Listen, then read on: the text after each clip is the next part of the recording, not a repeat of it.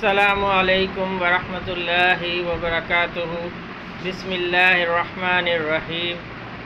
امید ہے آپ تمام حضرات خیریت سے ہوں گے۔ اللہ پاک آپ سب کو جزائے خیر عطا کرے اور ہر طرح کی آفات سے اور ناگہانی سے ہم سب کی حفاظت فرمائے۔ اللہ پاک دین کی محنت کے لیے ہم سب کو قبول فرما لے اور دین کے کام میں اسی طرح آگے سے آگے بڑھ کے دین کا کام کرنے کی توفیق عطا فرمائے۔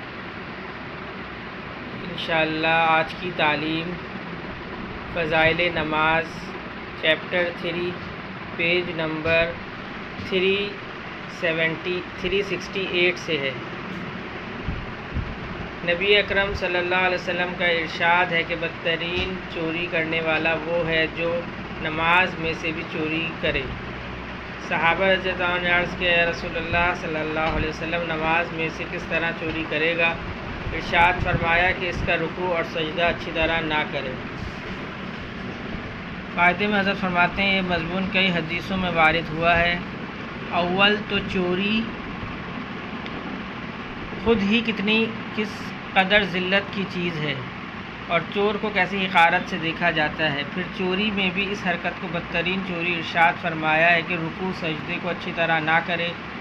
حضرت ابو درداء رضی اللہ تعالیٰ عنہ فرماتے ہیں کہ ایک مرتبہ حضور اقدس صلی اللہ علیہ وسلم نے آسمان کی طرف نگاہ اٹھائی اور یہ ارشاد فرمایا کہ اس وقت علم دنیا سے اٹھ جانے کا وقت منکشف ہوا ہے۔ حضرت زیاد صحابی رضی اللہ تعالیٰ عنہ نے عرض کیا، رسول اللہ صلی اللہ علیہ وسلم علم ہم سے کس طرح اٹھ جائے گا؟ ہم لوگ قرآن شریف پڑھتے ہیں اور اپنی اولاد کو پڑھاتے ہیں اور وہ اسی طرح اپنی اولاد کو پڑھائیں گے اور یہ سلسلہ چلتا رہے گا۔ حضور صلی اللہ علیہ وسلم نے فرمایا، میں تو تجھے بڑا سمجھدار خیال کرتا تھا، یہ یہود و نصارہ بھی تو تورات انجیل پڑھاتے ہیں، پھر کیا کارآمد ہوا؟ ابو درداء رضی اللہ عنہ کے شاگرد کہتے ہیں کہ میں نے دوسرے صحابی حضرت عبادہ رضی اللہ تعالیٰ عنہ سے جا کر عرض کی یہ قصہ سنایا۔ انہوں نے فرمایا کہ ابو درداء رضی اللہ تعالیٰ عنہ سچ کہتے ہیں، اور میں بتاؤں کہ سب سے پہلے کیا چیز دنیا سے اٹھے گی؟ سب سے پہلے نماز کا خشوع اٹھ جائے گا، اور تو دیکھے گا کہ بھری مسجد میں ایک شخص بھی خشوع سے نماز پڑھنے والا نہ ہوگا۔ حضرت حذیفہ رضی اللہ تعالیٰ عنہ جو حضور صلی اللہ علیہ وسلم کے رازدار کہلاتے ہیں، وہ بھی فرماتے ہیں کہ سب سے پہلے نماز کا خشوع اٹھ جائے گا۔ ایک حدیث میں آیا ہے کہ حق تعالیٰ شانہ اس نماز کی طرف توجہ نہیں فرماتے جس میں رکوع اور سجدہ اچھی طرح نہ کیا جائے۔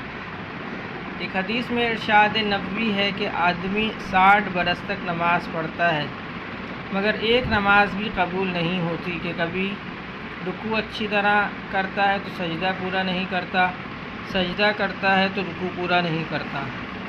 حضرت مجدد الف ثانی نور اللہ مرقدہ نے اپنے مکاتیب خطوط میں نماز کے اہتمام پر بہت زور دیا ہے اور بہت سے گرامی ناموں میں مختلف مضامین پر بحث فرمائی ہے۔ ایک گرامی نامے میں تحریر فرماتے ہیں کہ سجدے میں ہاتھوں کی انگلیوں کو ملانے کا اور رکوع میں انگلیوں کو علیحدہ کرنے کا اہتمام بھی ضروری ہے۔ شریعت نے انگلیوں کو ملانے کا اور کھولنے کا حکم بے فائدہ نہیں فرمایا، یعنی ایسے معمولی ادب کی رعایت بھی ضروری ہے۔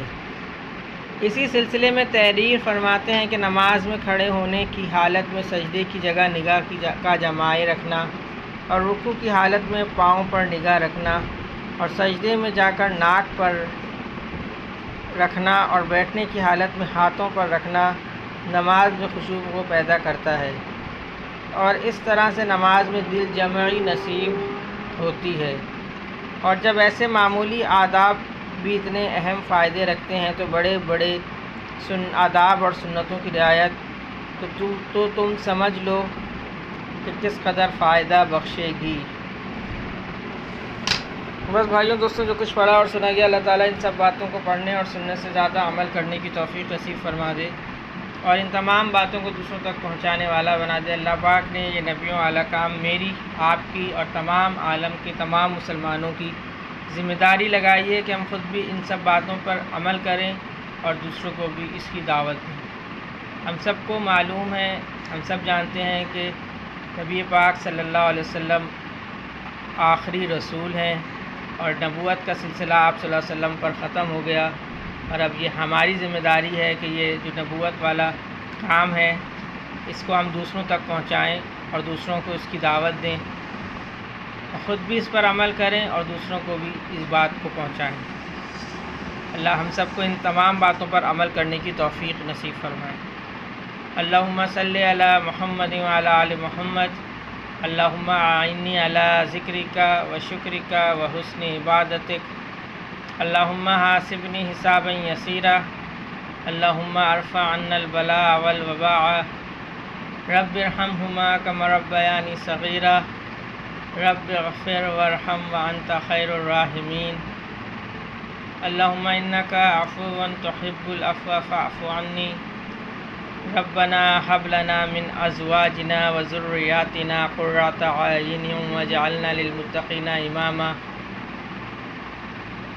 یا اللہ پاک جتنے مسلمان اس دنیا سے جا چکے ہیں ان سب کی بخشش و مغفرت فرما دیجیے۔ یا اللہ پاک جو مسلمان بیمار ہیں اسپتالوں میں، گھروں میں، ان سب کو صحت کاملہ عاجلہ مستمرہ دائمہ نصیب فرمائیے۔ یا اللہ پاک جو پریشان حال ہیں ان سب کی پریشانی کو ختم فرما کے راحت، چین، سکون، عافیت کے ساتھ عطا فرما دیجیے۔ یا اللہ پاک ہماری اولادوں کو نیک بنا دیجیے۔ یا اللہ پاک ہماری اولادوں کو ماں باپ کا فرما بردار بنا دیجیے۔ یا اللہ پاک دین کی اس محنت کے لیے ہمیں اور ہمارے آنے والی نسلوں کو بھی قبول فرمائیے۔ سبحان ربک رب العزت عما یصفون وسلام علی المرسلین والحمد للہ رب العالمین، آمین برحمتک یا ارحم الراحمین۔